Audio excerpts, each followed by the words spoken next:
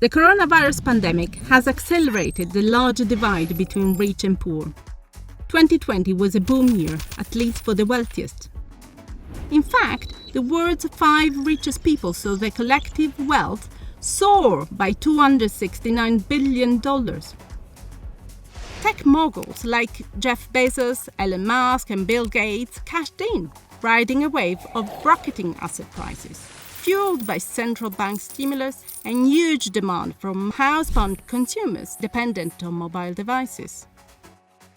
After an initial shock, shares linked to lockdown essentials like online communication services and drug research ended 2020 on a high. The pandemic has hit low-skilled and low-income workers hard.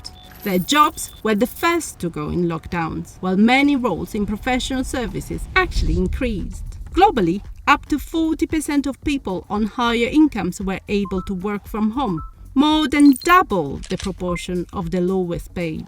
And while they weren't spending on transport and leisure, they saved more. Evidence suggests high earners drove a surge in household savings across many Western nations, while those in low incomes were forced to drain their savings to pay the bills. The elderly have been far more vulnerable to COVID-19's deadly effects on the human body. But it's the young bearing the brunt of the economic hit.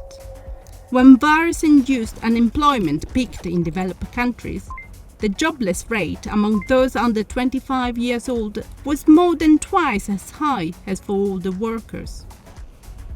Job losses among the young can have chronic long-term consequences. According to one study, those starting out in a recession are typically underpaid, alienated, and more likely to get caught up in crime.